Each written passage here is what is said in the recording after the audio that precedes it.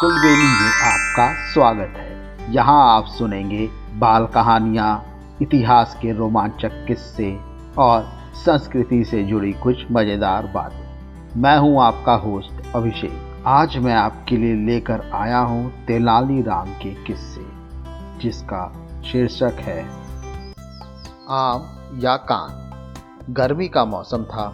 तेनालीराम से मिलने उनके दूर के रिश्तेदार आदि नारायण राव आने वाला था। वह तेनालीराम की पत्नी का रिश्तेदार था।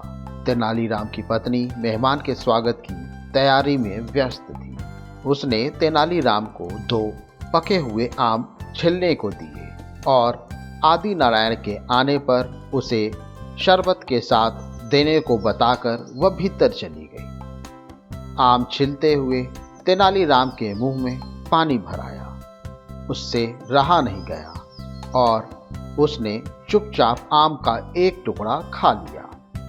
आम बेहद मीठा था। अब तो तेनाली से रुका नहीं जा रहा था। एक एक करके उसने दोनों आम खा लिए। जब प्लेट खाली हुई तब तेनाली को पता चला कि मेहमान के लिए तो आम बचा ही नहीं। तभी तेनाली की नज़र आदि नारायण पर पड़ी, जो उसके घर की ओर चला आ रहा था। तेनाली को एक तरकीब सूझी। उसने अंदर से जंग लगी एक छुरी उठाई और उसे लेकर अपनी पत्नी के पास गया और बोला, मैं इस छुरी से आम नहीं छिल पा रहा हूँ, इसकी तो धार ही नहीं है। तेनाली की पत्नी ने कहा, लाओ मुझे दो, मैं अभी धार लगा लाती हूँ। छुरी लेकर तेनाली की पत्नी वहीं बरामदे में रखे पत्थर पर छुरी तेज करने लगी। पत्नी को वहीं छोड़कर तेनालीराम मेहमान का स्वागत करने दरवाजे की ओर आ गया। संभल के भाई, जरा ध्यान से सुनो।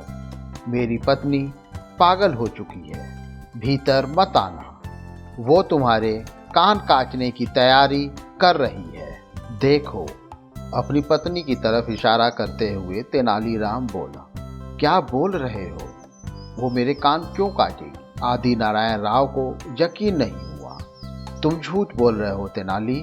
तेनाली ने बोला, मैं भला क्यों झूठ बोलूंगा? वो देखो, खुद ही देख लो, वह तुम्हारे लिए ही इस छुरी को धार लगा रही है। तेनाली ने अपनी पत्नी की ओर इशारा करते हुए कहा, जो इस सब से बेखबर बरामदे में बैठी छुरी तेज कर रही थी। जब आदि नारायण राव ने तेनाली की पत्नी को पूरे जोश से छुरी में धार लगाते देखा तो उसने आव देखा न ताव और सर पे पैर रखकर वहां से भाग गया। अपनी हंसी रोकते हुए तेनालीराम वापस अपनी पत्नी के पास गया और उसे बताया कि आदि नारायण राव आया था और न जाने दोनों आम उठाकर भाग गया। क्या भाग गया? तेनाली की पत्नी ने अचंभे से पूछा। लालची कहीं का, उसका दिमाग फिर गया है क्या? दोनों आम ले गया? हाँ, अपनी हंसी दबाते हुए तेनाली गंभीरता से बोला। उसकी ऐसी की तैसी। गुस्से में आग बबूला होकर हाथ में पकड़ी छुरी घुमाती हुई तेनाली की पत्नी आदि नारायण के पीछे चिल्लाते हुए भागी। अरे रुक, एक तो दे जा। भागते हुए आदि नारायण राव ने उसका चिल्लाना सुना तो वह समझा कि तेनाली की पत्नी छुरी लेकर उसके कान काटने आ रही है और धमकी दे रही है कि वह दोनों नहीं तो एक कान तो दे जाए। आदि नारायण राव ने अपनी भागने की गति बढ़ाई और ये जा वो जा।